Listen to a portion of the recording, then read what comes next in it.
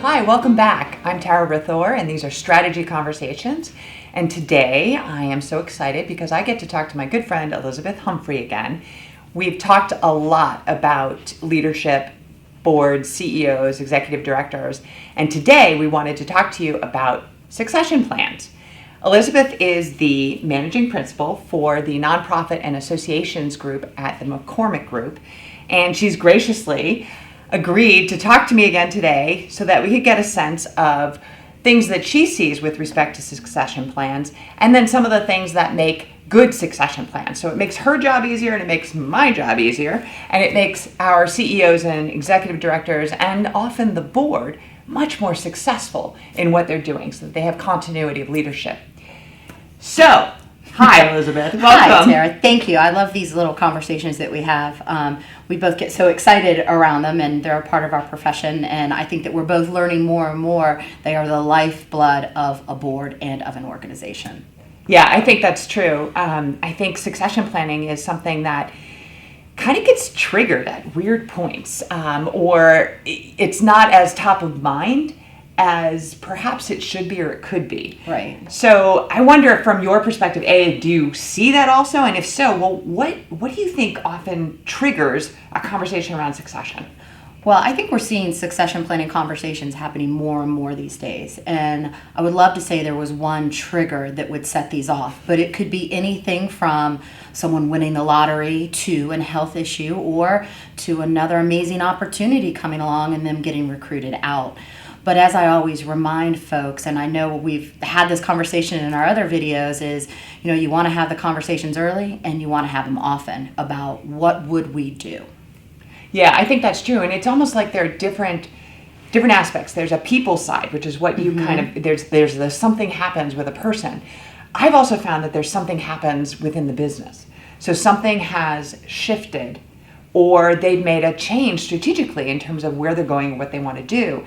And when you have those strategic conversations, you need to be thinking, what are the capabilities that we need to be successful? And sometimes that means you need different leadership, or you need different folks, or you need to develop skills in the people that you've already got. And that can trigger, or should trigger, a conversation around, well, who do we have? What do we have? Where could people best serve the organization in this particular way? Right. And in addition to that, it also really goes into the whole professional development aspect as well, when you think about where those gaps may be. But there is nothing worse or more terrifying than having your leader leave and not having either an heir apparent or someone who could actually keep the trains running. So what happens? What do you do when you walk in and board has hired you and says, okay, Elizabeth, we know that we need to hire a CEO or an executive director. Let's just start at the top. What the heck? How do you bring succession into the conversation? Well, it's one of my very first questions. And my question is do you have a succession plan? And I would say 80% of the time the answer is no.